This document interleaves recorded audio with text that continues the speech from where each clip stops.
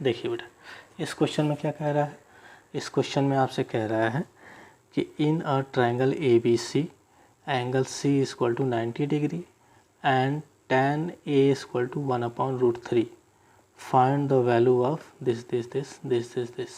ठीक, आपसे ये पूछा जा रहा है। तो देखिए, सबसे पहले हम क्या करेंगे, एक राइट एंगल ट्रायंगल बना लेते हैं जिसमें एंगल सी जो है वो 90 डिग्री का हो। तो सबसे पहले हम एक राइट एंगल, ऐसा क्वेश्चन जब भी आपको दे दे तो सबसे पहले आपका फोकस ये होना चाहिए कि हम पहले एक राइट एंगल ट्रायंगल बना लें। सी पे 90 डिग्री बनाने के लिए आपसे कहा जा रहा है, तो 90 डिग्री यही है, इसी को हमने मान लिया सी। ठीक, तो ये हो जाएगा ए, ये हो जाएगा बी, चूँकि हमारा ट्रायंगल ए बी सी है। तो ए बी सी और सी पे 90 डिग्री है, तो सी पे हमने 90 डिग्री बना दिया। अब देखिए, tan A इक्वल टू इतना दिया हुआ है, यानी ये एंगल इस एंगल की बात कर रहा है। तो tan A कितना दिया हुआ है, tan A आपको गिवन है 1/√3। ठीक, tan A, तो पहले हम tan का रेशियो लिख लेते हैं। tan का रेशियो लिखेंगे तो ये कितना आएगा, परपेंडिकुलर अपॉन बेस। तो अगर एंगल ये लिया गया है तो हमारा परपेंडिकुलर एंगल थीटा के सामने वाला एंगल के सामने वाली जो साइड होती है वो हमारी परपेंडिकुलर होती है, 90 के सामने वाली हमारी हाइपोटेनस होती है, और जो बच गया वो हमारा बेस होता है। तो देखिए, परपेंडिकुलर, यहाँ से परपेंडिकुलर कितना है 1, तो ये लिखेंगे 1। बेस कितना है, कंपेयर कर दिया तो बेस कितना आ गया, √3, तो ये आ गया हमारा √3। अब हाइपोटेनस हमको नहीं पता है, लेकिन बेस और परपेंडिकुलर पता है, तो बेस और परपेंडिकुलर की हेल्प से पाइथागोरस थ्योरम लगा के और हम ये हाइपोटेनस निकाल देंगे, हाइपोटेन्यूज निकाल देंगे। तो देखिए, यहाँ पे जब पाइथागोरस लगाएंगे तो ये आएगा हमारा ए बी का square equal to A C का स्क्वायर प्लस बी सी का स्क्वायर। ठीक, ये हाइपोटेनस का स्क्वायर इक्वल टू बेस का स्क्वायर प्लस परपेंडिकुलर का स्क्वायर। अब ज़रूरी नहीं है कि हमेशा यहाँ ए सी ही रहेगा, इससे कंफ्यूज नहीं होना है। कॉन्सेप्ट क्या पकड़ना है, कॉन्सेप्ट ये पकड़ना है कि हाइपोटेनस का स्क्वायर जो होता है वो बेस का स्क्वायर और परपेंडिकुलर के स्क्वायर के सम के बराबर होता है। ठीक, पिछले क्वेश्चन में हम लोगों ने बार बार ए सी का square equal to this much लिखा था, तो ऐसा नहीं, हमेशा हाइपोटेनस का स्क्वायर इक्वल टू बेस का स्क्वायर प्लस परपेंडिकुलर का स्क्वायर होता है। यहाँ हाइपोटेनस कितना आ गया, हमारा ए बी आ गया, इसलिए हम यहाँ ए बी लिखे। ठीक, देखिए ए बी क्या है हमारा, हमको नहीं मालूम, हाइपोटेनस है, चाहे तो हम इसको लिख सकते हैं एच का स्क्वायर। ए सी कितना है, √3, तो √3 का स्क्वायर प्लस बी सी कितना है हमारा 1, तो √3 का स्क्वायर करेंगे तो आएगा 3 + 1 = 4। तो h का स्क्वायर कितना आ गया, 4 आ गया, तो दिस इम्प्लाइज कि h कितना आ जाएगा, 2 आ जाएगा। ठीक, देखिए, तो जब h 2 आ गया तो ये 2 आ गया। ठीक, अब हमसे पूछा क्या जा रहा है, हमसे पूछा ये जा रहा है कि इतने की वैल्यू बताइए। तो देखिए क्या है, इसको एक बार लिख लेते हैं। हमसे पूछा पहला पार्ट, क्या पूछा जा रहा है, पूछा जा रहा है कि sin A × cos B plus cos A × sin B, ये हमसे पूछा जा रहा है। तो देखिए, हम अपने आसानी के लिए क्या करते हैं कि 2 ट्रायंगल बना लेते हैं ताकि हमको समझने में आसानी हो। ये वाला ट्रायंगल एंगल ए के रेस्पेक्ट में, मतलब एंगल कोण ए के लिए, और एक यहाँ और ट्रायंगल बना लेते हैं ए सी और बी, सी पे 90 डिग्री, किसके लिए, कोण बी के लिए, एंगल बी के लिए। तो अगर हमारा एंगल यहाँ पे है, परपेंडिकुलर ये हो जाएगा, बेस ये हो जाएगा, हाइपोटेनस ये हो जाएगा, लेकिन जो लेंथ है, लेंथ वही रहेगी। तो ये हमारा √3 है, तो √3, ये है 1 तो 1, ये है 2 तो 2। बदलेगा क्या, बदलेगा ये कि ये हमारा परपेंडिकुलर हो जाएगा और ये हमारा कितना हो जाएगा, बेस हो जाएगा। ठीक, लेंथ नहीं बदलेगी, लेंथ वही रहेगी। ठीक, ये वाला ट्रायंगल कब यूज करेंगे, जब एंगल ए की बात करेगा। जब एंगल ए की बात करेगा तो ये वाला ट्रायंगल यूज करेंगे, और जब एंगल बी की बात करेगा तो हम ये वाला ट्रायंगल यूज करेंगे। दो ट्रायंगल क्यों बनाया, आसानी के लिए बनाया, ताकि हमको चीज़ें समझ में आ जाए। करने को हम इसी में कर सकते थे, लेकिन चीज़ें समझ में आ जाए आसानी से, इसलिए हम दो ट्रायंगल बनाए। ठीक, देखिए अब हम यहाँ सबकी वैल्यू पुटअप करेंगे। तो वैल्यू पुटअप करने से पहले एक बार हम सबका रेशियो लिख लेते हैं कि सबका रेशियो कितना होता है, उससे कन्फ्यूजन थोड़ा कम हो जाएगा। तो साइन ए, तो सॉरी, तो एंगल कुछ भी दिया रहा है उससे हमको मतलब नहीं है, हम लिखेंगे साइन का रेशियो। तो साइन का रेशियो क्या होता है, साइन का रेशियो होता है हमारा परपेंडिकुलर अपॉन हाइपोटेनस। पहले सबका रेशियो लिख लेते हैं, तब लास्ट में वैल्यू पुटअप करेंगे। कॉस बी, तो एंगल कुछ भी दिया रहा है, कॉस का रेशियो क्या होता है, कॉस का रेशियो होता है B upon H, base upon hypotenuse, plus cos A, तो ये भी हो जाएगा बेस अपॉन हाइपोटेनस, और साइन बी, तो ये भी हो जाएगा परपेंडिकुलर अपॉन हाइपोटेनस। रेशियो लिख लिया, अब सबकी वैल्यू लिख देते हैं। ध्यान क्या रखना है, ध्यान ये रखना है कि जब बी की बात होगी तो ये वाला ट्रायंगल लेंगे, और एंगल ए की बात होगी तो ये वाला ट्रायंगल लेंगे। तो देखिए ये आया एंगल ए से, ये आया एंगल ए से। ठीक, तो एंगल ए वाले में परपेंडिकुलर कितना है 1, तो 1 अपॉन हाइपोटेनस कितना है 2, तो 2। एंगल बी वाले में बेस कितना है, तो एंगल बी वाला ये है, एंगल बी वाले में बेस कितना है 1, तो 1 लिख दिया। हाइपोटेनस कितना है 2, 2 लिख दिया, प्लस एंगल ए वाले में बेस कितना है, तो बेस है हमारा √3, तो ये आ गया √3, हाइपोटेनस 2, और एंगल बी वाले में परपेंडिकुलर कितना है, तो परपेंडिकुलर हमारा है √3, तो ये आ जाएगा √3, हाइपोटेनस कितना 2। ठीक, वैल्यू पुटअप करने में ही सावधानी रखते हैं। ठीक, जब ये एंगल चेंज हो जाता है तो वैल्यू रखने में थोड़ा सा कन्फ्यूज़न होता है, तो इसको ध्यान रखेंगे कि कौन सा एंगल पूछ रहा है और किस रेशियो में पूछ रहा है। ठीक, ये चीज़ें प्रैक्टिस करने से आ जाएंगी।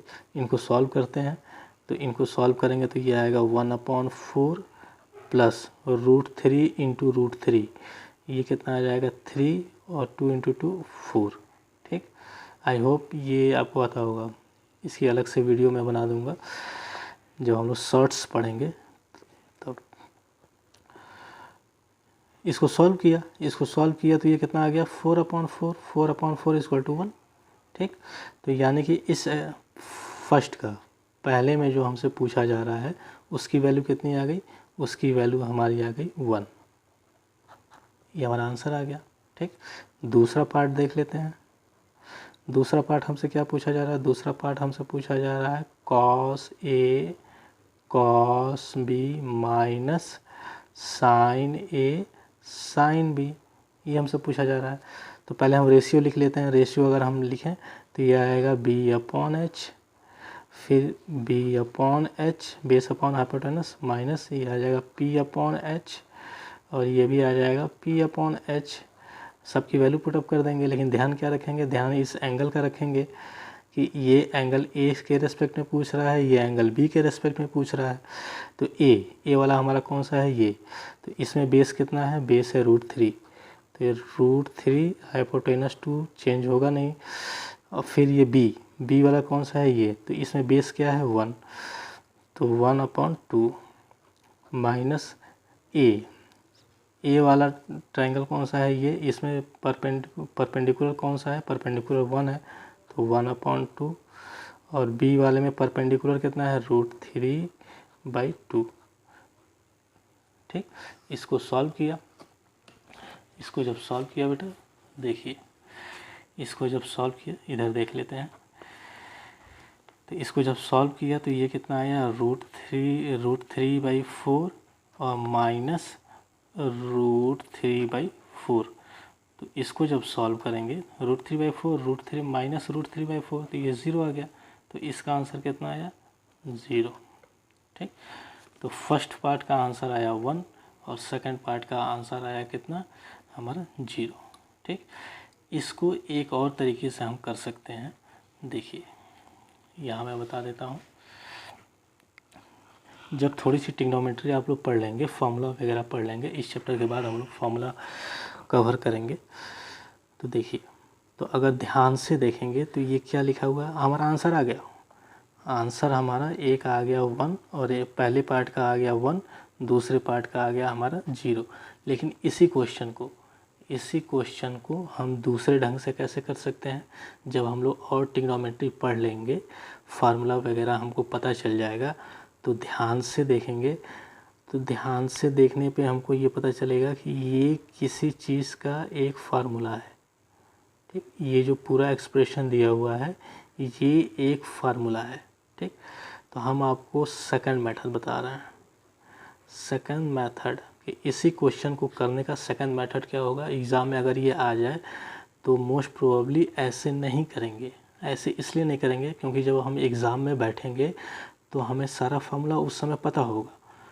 ठीक, तो इस क्वेश्चन को हम कैसे करेंगे, ये किसका एक्सपेंशन है, ये किसका प्रसार है, किस फार्मूले का एक्सपेंशन है ये, तो ये जो है हमारा है साइन a प्लस बी का ये फार्मूला है। साइन a प्लस बी का formula sine a cos B plus cos a sine B होता है। अब यहाँ बात यह आएगी कि a प्लस बी कितना होगा, a प्लस ना ही a का मान दिया है ना ही b का मान दिया है। तो देखिए, तो ये a प्लस बी का मान जो है ये हमेशा 90 डिग्री होगा। ठीक, कैसे होगा तो देख लीजिए, ये हमारा क्या है बेटा, राइट एंगल ट्रायंगल है।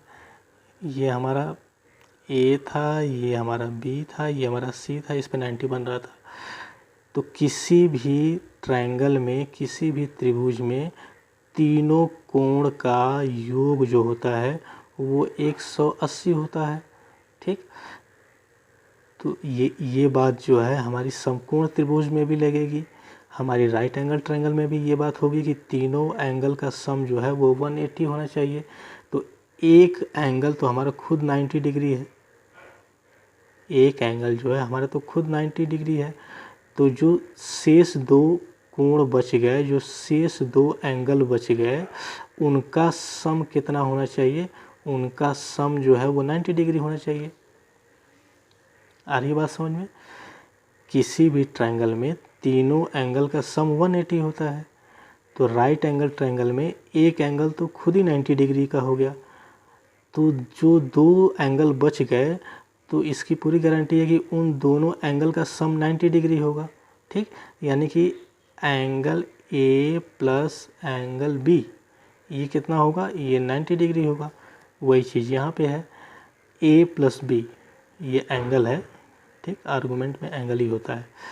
तो A प्लस बी, तो A प्लस बी हमारा कितना होगा 90, और साइन 90 की वैल्यू कितनी होती है 1। ठीक, ये सब हम लोग आगे पढ़ेंगे। ठीक, तो साइन 90 की वैल्यू 1। तो देखिए फर्स्ट पार्ट का जो आंसर आया वो कितना आया 1 आया।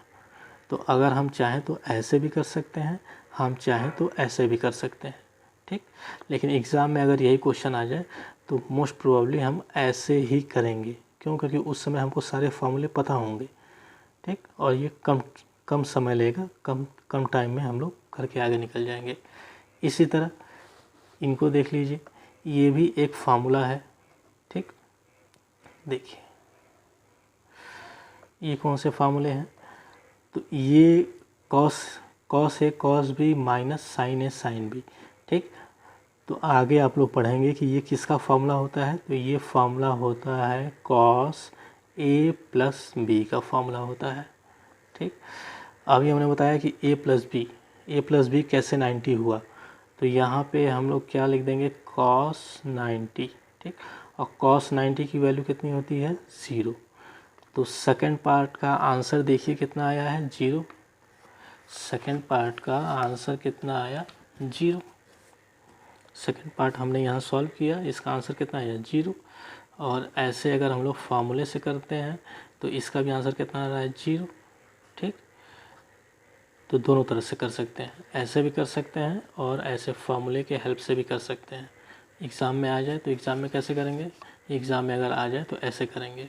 ठीक, क्योंकि उस समय हमको सब फार्मूला पता होगा। चलिए, आई होप ये क्वेश्चन समझ में आ गया होगा आप लोगों को। ठीक, अब आगे बढ़ते हैं। देखिए, अगले वीडियो में नेक्स्ट क्वेश्चन के साथ मिलते हैं। तब तक के लिए thanks for watching my video.